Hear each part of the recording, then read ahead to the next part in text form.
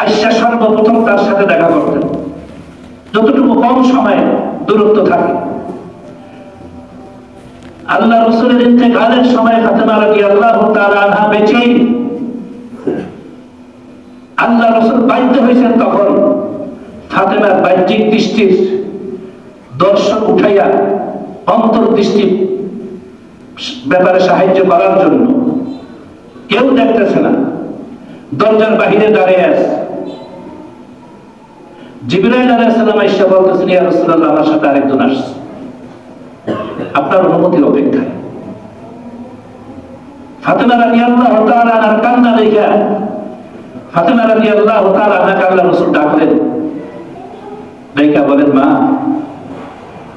আমার কাছে কিন্তু আরেকজন আসছে, জিবরাইলও আসছে, কিন্তু আরেকজন আসছে, ওই যে দরজার বাইরে দাঁড়িয়ে আছে। সেখানে কিন্তু আরো সাহাবী আছে, আব্দুর রহমান, রাসূলের শালা, আয়েশা রাদিয়াল্লাহু তাআলার ভাই, বিবি সাহেব যারা আছিলেন, কেউই দেখতেছেন না ফাতেমাকে কতটা ভালোবাসতে আল্লাহ রাসূল তাকে দেখাইছেন, ওই দেখো দরজার বাইরে দাঁড়িয়ে আছে। ফাতেমা রাদিয়াল্লাহু তাআলা আনহা বলেন, বাবা, এই লোক তো আমাদের আরবের না, এই ধরনের লোক তো আমরা কখনোই দেখি নাই, এই আগন্তুক কে? আল্লাহু আকবার। ফাতেমা রাদিয়াল্লাহু তাআলা আনহাকে আল্লাহ রাসূল বলেন, মা, আজরাইল আসছে, আমার অনুমতির অপেক্ষায় বাইরে দাঁড়িয়ে আছে। ফাতেমা রাদিয়াল্লাহু তাআলা আরো হাউমাউ করে কাঁদলেন। ফাতেমা রাদিয়াল্লাহু তাআলা আনহাকে কাছে ইশারা দিয়ে দিয়ে কানে কানে কি বললেন, ফাতেমা রাদিয়াল্লাহু তাআলা আনহার কান্না থেমে গেল। রাসূলের ইন্তেকালের পরে আম্মা জানরা যারা ছিলেন জিজ্ঞাসা করলেন, ফাতেমা, তোমাকে তোমার বাবা এমন কি বললো যে তোমার এত বেচেইন অবস্থায় ছিলা, এত কান্নাকাটি করলাম? তোমার বাবা কি বললো কানে কানে? বলার সাথে সাথে তোমার কান্না থেমে গেল। ফাতেমা রাদিয়াল্লাহু তাআলা আনহা বললেন, আমার বাবা আমার কানে কানে বললেন, ফাতেমা, চিন্তা করো না, আমার ফ্যামিলির মধ্যে সর্বপ্রথম তুমি আমার সাথে সাক্ষাৎ করবা। সাক্ষাৎটা কিভাবে হবে সেটা তো সবাই জানে। কবর একটা ঘর, দুনিয়া একটা ঘর, আখিরাত একটা ঘর। আচ্ছা, ঘরের দরজা লাগে না? দরজা ছাড়া ঘরে প্রবেশ করতে পারে? কবরের দরজা হলো মৃত্যু। কবরের দরজা কি? মৃত্যু। এই দরজা ছাড়া ওইখানে যাওয়া যাবে না। ফাতেমা রাদিয়াল্লাহু তাআলা আনহা জানেন যে বাবার সাথে সাক্ষাৎ সর্বপ্রথম আমার হবে, কিন্তু কিভাবে হবে সেটাও জানবেন, কিন্তু মরার পর মানে কোনো দুশ্চিন্তা করেনি নেই, কোনো প্রেশানি নেই, বাবার সাথে দেখা হবে, এটাই তো সবচেয়ে বড় কথা। ফাতেমা রাদিয়াল্লাহু তাআলা আনহা যেই দিন মারা যাবেন সেই দিন রাত্রে রোজা রাখছেন। ওই দিন রাত্রে স্বপ্নে দেখছেন, মা, তুমি রোজা রাখলে আলীর ঘরে ইফতার করবে আমার সাথে, আমার দোস্ত খাবে। কি বুঝলেন? তার মানে সন্ধ্যার আগেই তার সন্ধ্যা বা সন্ধ্যার সাথে সাথেই তার দুনিয়ার জীবন শেষ। এই ফাতেমা রাদিয়াল্লাহু তাআলা আনহার গুণকীর্তন কইরা শেষ করা যাবে না। এক যুদ্ধে বেশ বন্দী হইল অনেক লোকজন, মহিলা পুরুষ। এক কওমের সর্দারের মেয়ে, সেও বন্দী হয়েছে। ঘটনাক্রমে তার দ্বারা তার চুরি সংঘটিত হয়েছে। এখন সম্মানিত করে সম্মান দেওয়া হইল ইসলামের আদর্শ, তাই সে দুনিয়াদার হোক। কথা বুঝাইতে পারছি? এখন যদি বাংলাদেশের প্রেসিডেন্ট মসজিদে ঢোকে, তাকে সম্মান দিবেন না? তার যতটুকু সম্মান প্রাপ্য, দিনের খাতিরে সম্মান দিব, যতটুকু, দিনের বাহিরে না। এখন যদি মনে করেন এই দুনিয়াদার প্রেসিডেন্ট, দাড়ি ছাঁচা প্রেসিডেন্ট, ওই প্রেসিডেন্ট, সেই প্রেসিডেন্ট, ইসলামের কিছু মানে না, অনেক নির্যাতন জুলুমের সাক্ষী সে, আল্লাহ যদি ইজ্জত দিয়ে থাকে, আপনি আমার ইজ্জত করার কি? আচ্ছা, এই ইজ্জতটা কে দিচ্ছেন? আল্লাহ কাউকে ইজ্জত দান করেন জান্নাতে নেওয়ার জন্য, আবার কাউকে ইজ্জত দান করেন জাহান্নামে নেওয়ার জন্য। ক্ষমতার শীর্ষে পতনের শুরু। কথা বলছেন? ক্ষমতার শীর্ষে পতনের শুরু। আপনি বাসের মাথায় উঠে গেছে, সবাই উপরে, জায়গা নাই, বাকি নিচে পড়া। এখন আল্লাহ কাউকে ইজ্জত দেন, কাউকে ইজ্জত ছিনিয়ে নেন, বেইজ্জতি করেন। এই জন্য সবসময় চিন্তা রাখতে হবে, আল্লাহ তাআলা যে আমাকে সমাজের মধ্যে এত সম্মানিত করেছেন,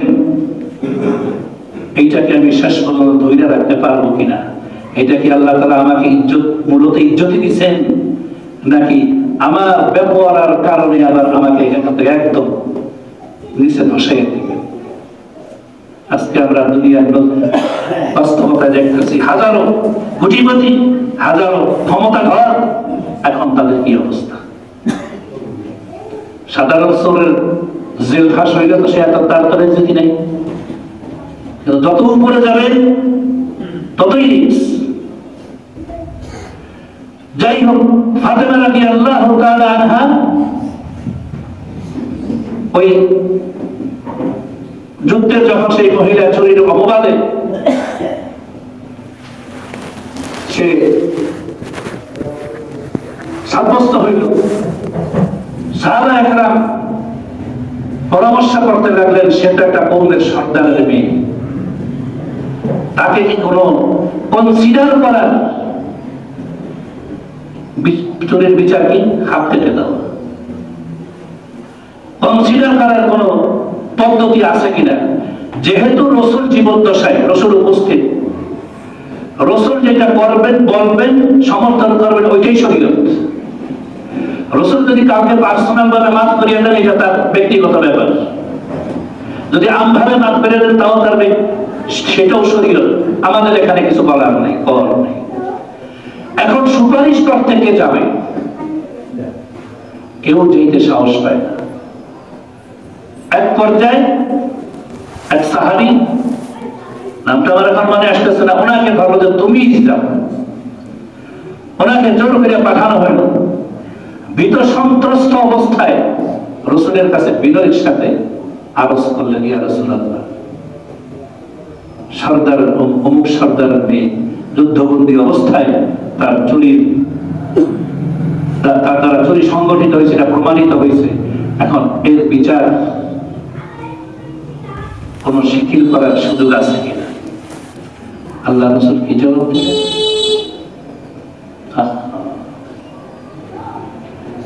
তোমরা আমার কাছে পৌঁছানোর আগে, সংবাদ পৌঁছানোর আগে তোমরা কেন সমাধান করলা না?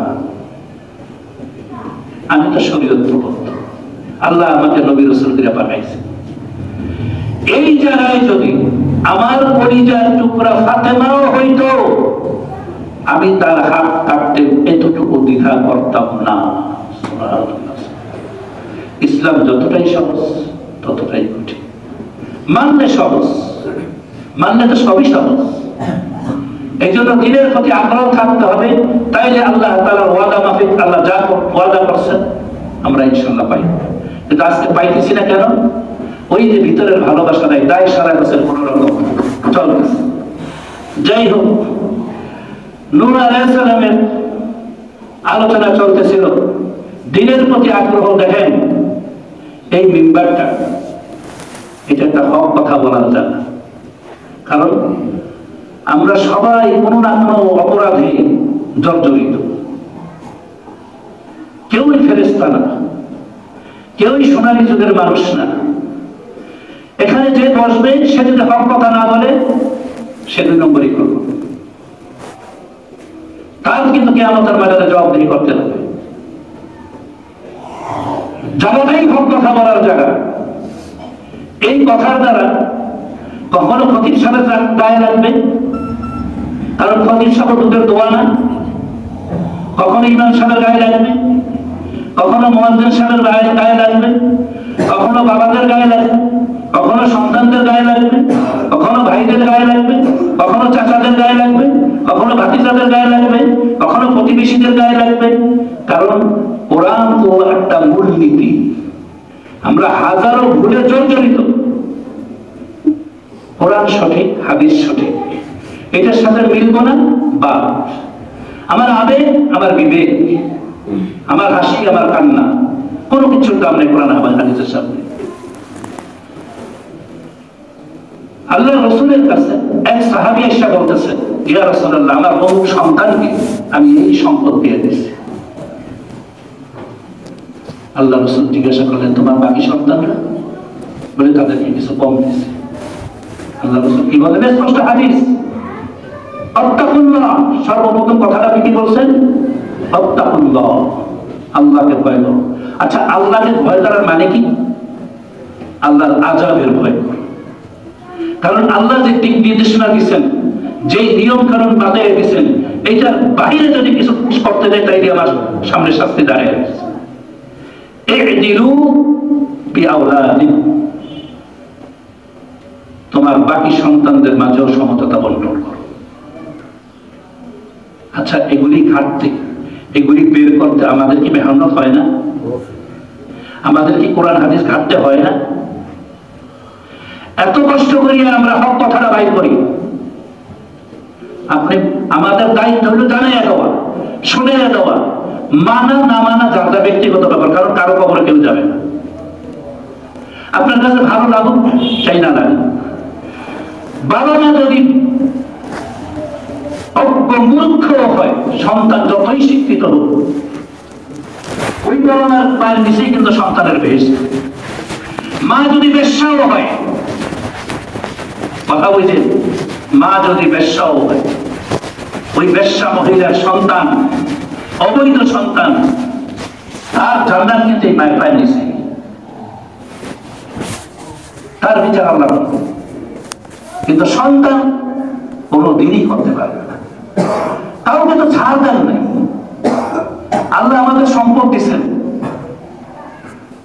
স্পষ্ট কিতাবের মধ্যে আসছে, অনেক বাবা মা ভালোবাসা খায় খেদমত করে বিধায় এই সন্তানের বেশি দিয়ে গেছে, কাউকে কম দিয়ে গেছে, আবার কেউ জোর করে লিখে দিচ্ছে, আবার মেয়েদেরকে খালে বিলে নালে দিয়া দিয়া পিঠে মোছা দিয়া দোয়া দিয়া দিচ্ছে পোলা করে বাজারের মিঠাই, মেন রাস্তার সাথে দৌড়ি, কারণ ওরা তো পরের বাড়ি পাই হুই, আর এদিকে যদি ঠিক মতো না দেয় বা একটু বেশি না দেয়, আমার উন্ডাইব, ঘুরে ফেলে আমার বাদ দিব না, বৃদ্ধাশ্রমে নিয়ে হারিয়ে দিব, কত ভয়, কত কিছু।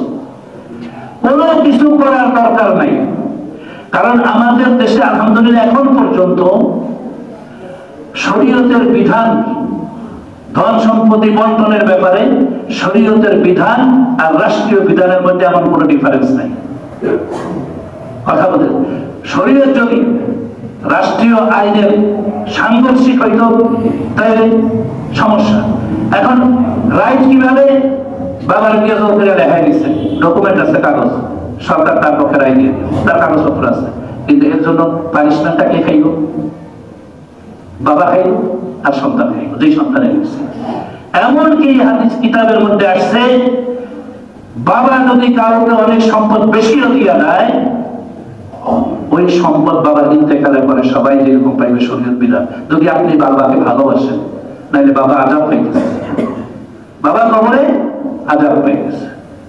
এইগুলি দিনের প্রতি আগ্রহ, এক বিঘত জায়গা যে আত্মসাৎ করবে অবৈধভাবে কিয়ামতের ময়দানে, আরে ভাই এক বিঘত জায়গা তো কোদালের এক অফিসে গেছে, না বলে একটু ঠেলা ঘুরে দিকে আইতে বাইরে হয়ে গেছে, 7 তরক জমিন, ওই বরাবর 7 তরক জমিন, বুখারী হাদিস, তার ধারে ঝুলে দিব ওঠো দাঁড়াবো, ওই পরিমাণ জমি 7 তরক জমি নিয়ে উঠানো সম্ভব? করতে যখন পারবো না, শাস্তি শুরু হয়ে যাবে। এই জায়গা জমি তো আমার না, ভাই আমি তো আমার না, মালিক বদলাইতেছে, সোনার মালিক আমার দ্বারাই হোক করছে, আমি বাবা করতেছে, চলে গেছে আমি করতেছি, আমার পরে ছেলে করবে, নাতি করবে, এই মালিক বদলাইতেছে, আল্লাহর জায়গা পেয়ালে রয়ে গেছে। যাই হোক, সন্তানদেরও বাবার বিরুদ্ধে, মার বিরুদ্ধে কিছু বলার ক্ষমতা আল্লাহ দেন নাই।